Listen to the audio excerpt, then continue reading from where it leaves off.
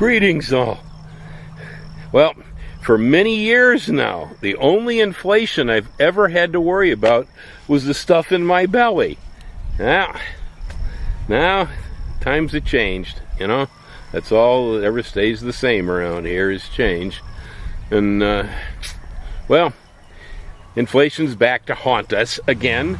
There's one thing I have said over the years many times when I was referring to investing is that money has no absolute value. It is an abstract commodity. Anybody who was invested in Bitcoin this morning knows all about that one. Kind of went down the toilet, didn't it?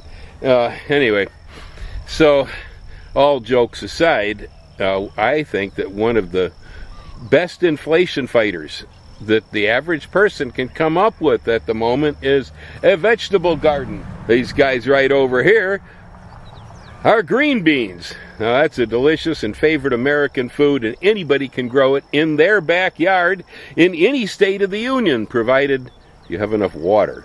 That is going to be a problem for a lot of people this year.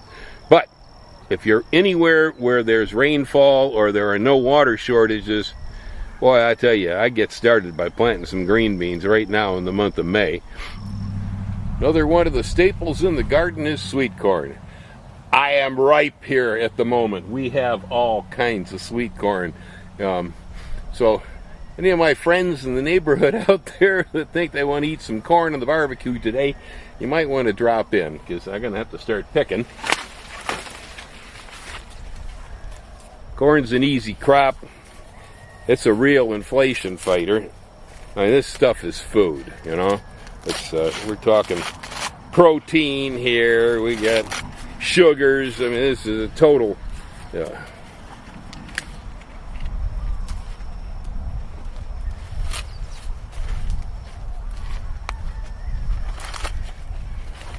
Huh? Now, is that beautiful or what? Huh? Yeah. This is Hawaiian Super Sweet number 10.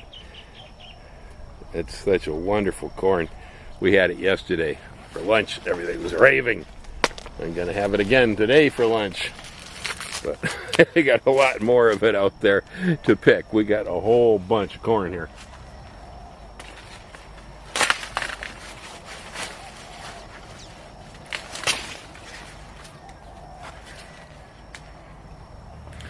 Right over there is a bunch of leeks. Now, leeks will grow almost anywhere, and they really don't care much about photoperiod.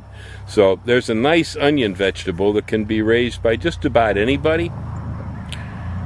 I made these into soup the other day, and the 4 people dining with us, every one of them said, "Man, this is the best tasting soup." Well, there's never been a garden of mine since I was a teenager that didn't contain peppers.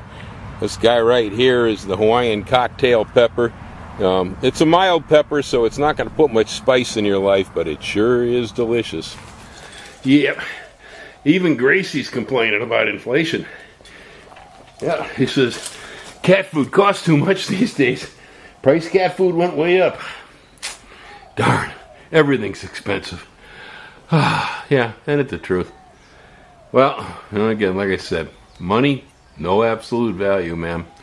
On the other hand, a tomato is always worth what a tomato's worth.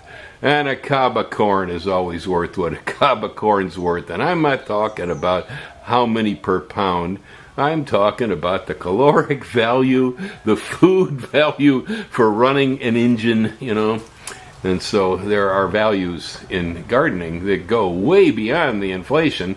But they will cut in there a little bit, so alleviate some of the strain on your pocketbook. Well, you might even plant enough corn or tomatoes to start selling some bushels of the stuff and make a little bit of money on the side. Who knows? But I'm highly recommending that you get out there and start gardening to help fight inflation. Maybe even consider organizing community garden events. You know, perhaps in places where water is more scarce, more controlled, perhaps, you know, concentrating these efforts so that you have community gardens might help. I think perhaps CSA programs also could probably contribute here. This is, community-supported agriculture, direct from farmer to table. These are also another excellent idea. And I haven't noticed that prices in our farmers markets have gone through the roof at the same rate that corporate food in, at Target and Costulus and stuff like that have gone. The corporate guys, they're really making sure they've got to get their profits. They're marking stuff up. Over here, for instance, on my place, I have not changed the price of anything this year. And I resist. A lot of us do that. I don't like inflation. It stinks. And I'm not about to get engaged in it. After everybody else raises their prices, I'll probably go ahead and raise mine to meet theirs, but I am not going to start this game. Nah. This economy is really very much all about belief and belief systems. And many of you who've followed this channel for years will know that I have declared numerous times I have no beliefs, and I definitely don't subscribe to any belief systems. Well, it's that old story about the man with the hot dog stand and sent his kid to college. I don't know if you've ever heard it or not, where this guy's in New York, and he's got a hot dog cart, and he does pretty well out there on the street. And he's selling hot dogs to people flowing to and from Times Square, so he had a good location. And, he managed to make enough money to be able to bank it so he could send his son to college. So his son did not have to stand on a street corner selling hot dogs to people. He could become a doctor, or a lawyer, or a mathematician, or anything else besides a hot dog vendor. And so, son went off to college for the first year. The old man, he's very proud, and business was good, so it was really a good year for him. Son came back from college that summer, and he says, hey, Dad, how's everything going at the hot dog stand? He says, oh, it's great. Business has never been better. He says, well, really? Well, did you know the country's in a depression? His dad says, no, I didn't know anything about that. He starts thinking, he goes, well, I sent my kid off to school. He got educated. He must know more than I know. I better listen to him. Well, what's a depression? So his son explains how, the value of everything starts dropping and nobody's got any money and so forth. And so the dad says, well, maybe I better adjust my orders accordingly. He says, I was increasing how many buns and how many wieners I brought in here, but if it's a depression, I guess maybe I better cut back. So the old man cut his orders by 50%. That fall, son went back to school. Well, after another year, sophomore year, he comes home from college and he says, well, Dad, how's the business going? He goes, oh, it's terrible. I've lost half of my business just like that. He says, you're right, son. It is a depression, Of course, the moral of the story being is that depression often has to do with the mindset of the people who are spending the money, banking the money, and so on. It has to do with the mindset of the society. If we decide we're in a recession, pretty much we're there. We decide we're in a depression, you bet. And once we decide it's an inflation and everybody says, oh my goodness, everything's going to cost more, I better get mine, and they start jacking prices up, it's created. Yeah, there's a lot of reasons. It's not simple. But it is a created situation, and it has so much to do with the mindset. It's one of the reasons I don't subscribe when everybody says, hey, it's an inflation. I don't start jacking my prices up. But I am here in front of the camera recommended to all of you that you get out there in the yard and you start putting in some seeds. Plant yourself some tomatoes, plant some plant some sweet potatoes. I highly recommend that you really, focus on crops that are central dietary staples. There's a lot of stuff like, well, we grow lettuce. I grow a lot of lettuce. I eat it. But the fact is, there isn't a whole lot of nutritional value in that stuff.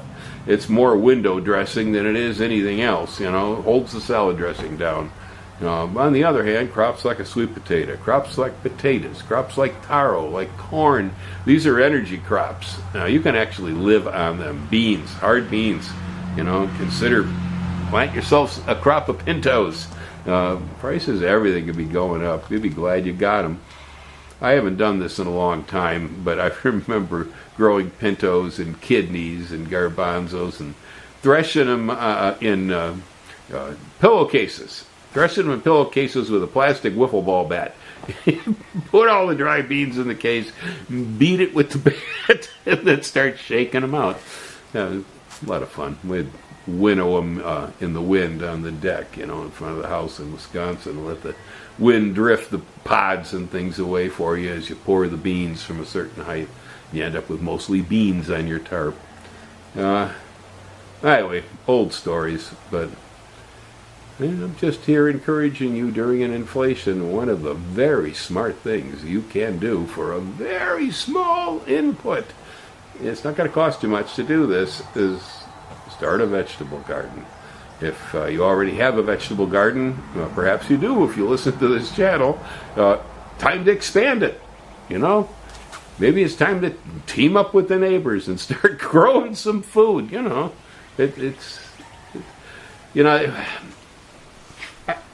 I grew up, in Chicago area. First half of my childhood was spent in the inner city, but later we moved out to the what later became the suburbs. At the time, it was still just a small farming community that bordered the city of Chicago. Eventually, it became all houses. Farms were gone. It's the nature of things. But at a time, the city of Chicago was once surrounded by farms that fed the city of Chicago. They grew tomatoes, they grew pumpkins, they grew squash, they grew beans, they grew melons, they grew corn, a lot of corn. They grew just about anything. Illinois was a Garden of Eden. The soils were incredible, the climate was entirely suitable for agriculture. They could grow just about anything around the city there. We had asparagus farms and stuff. They're all gone, pretty much. I imagine there's something left. The farmers market movement must have people living around that supply it. But at a time, it wasn't just some farmers market stuff. We had full-scale farmers that were feeding to all the major markets in the city of Chicago.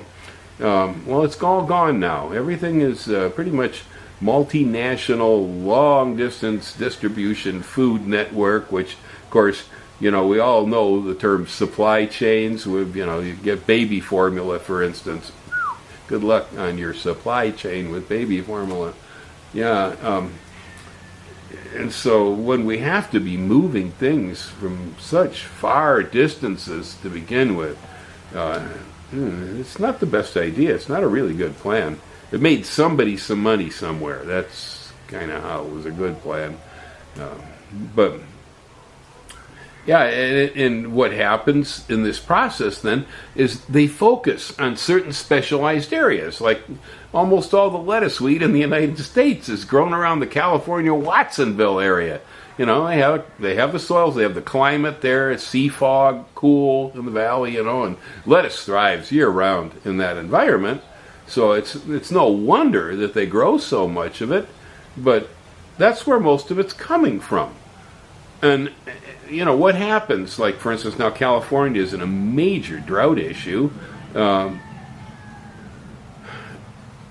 People maybe can't take a shower so you can water a head of lettuce. I don't know. You're running out of water. That's a problem. Can't grow those crops when you don't have the water to do it. When Lake Mead is exposing all of its skeletons in the closets, where are you going to get your water from? This is a real serious issue because of the way we've structured our food systems. You drive across Nebraska, Iowa, Illinois, and you see miles and miles and miles of corn and soybeans.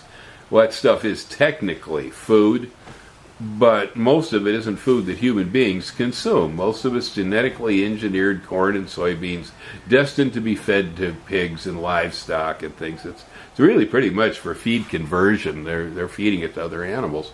You don't have food out there in those fields in Iowa where you can go out and, I mean, if you want to try to eat field corn, you can go right ahead. But I've experienced it, and I won't be doing it again. I'll tell you that. It's not tasty. So, you get there's the whole chili issue, for instance. There was a time in my life where somebody said the word chili, the first thing I thought of was con carne, with beans, thank you. But, it's a country, and they grow a lot of fruit. They have a climate that is somewhat comparable to California's, but it's in an opposite because it's on the other side of the equator. And so they've been supplying fruit and stuff out of Chile into the United States now for years in the off season. Well, it's like when it was blueberries were ripe in California or Oregon, then it was 360 degrees opposite in the season when they were ripe in Chile, and so they could keep supplying these things in the market in artificial ways. I find people actually are very confused by this, that they have the opinion that some things continue to crop all year long because they see a pineapple in the store every day of the year. They think pineapples in the field make pineapples every day. No, they don't. Pineapples come from all over the planet. So different places and different climates with different varieties, produce pineapples at different times. And so it looks like pineapples are always available. But in 1957, if you lived in Chicago, you probably had potatoes, onions, carrots, and squash from storage that the farmers produced, but you probably didn't have too many pineapples. A few trickled in from the Caribbean and so forth. But so much of the food that we're used to eating today, we never even saw it years ago in my childhood. Fresh citrus, things like that all year round. No. It didn't really happen much. Diets changed dramatically. There's a whole lot of things like broccoli wasn't even grown in the U.S. until 1959. It was an Italian crop. And there's another one you be planting in those vegetable gardens. Broccoli will cut and come again, cut and come again. If you take your broccoli, once the nice big head is formed, and you cut half of the plant off when you take the head with you, feed the plant a little bit, and cut the stem on an angle so water drains off so it doesn't make a pocket in the center. Chances are, depending on the variety of broccoli you have, it will come back and it will make another crop of smaller shoots, but if you cut the plant back hard, there'll only be 3 or 4, and so there'll be a third or a quarter the size of the original head, but you'll have 3 of them.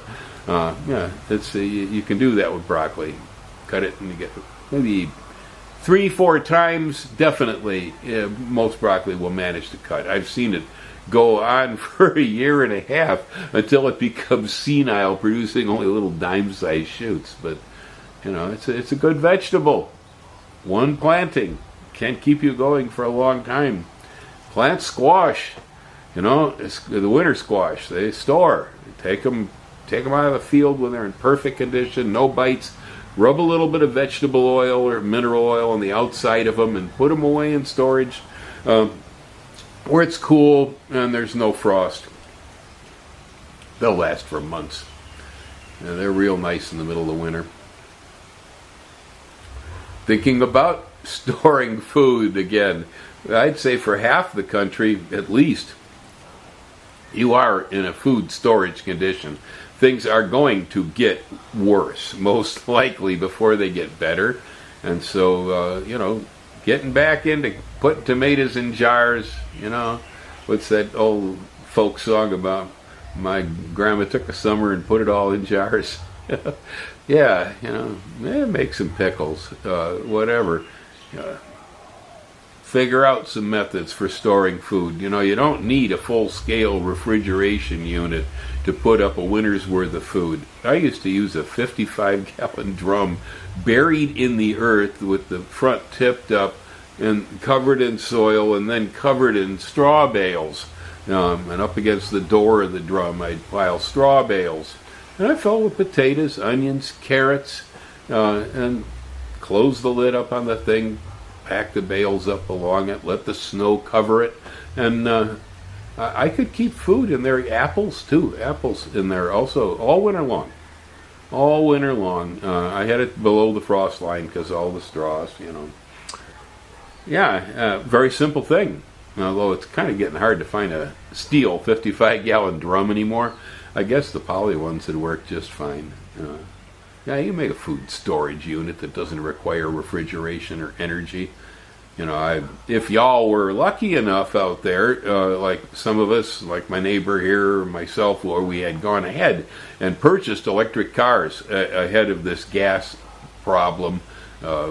Today, Hawaii just hit the highest price per gallon of gasoline ever paid in this state. It reached the peak.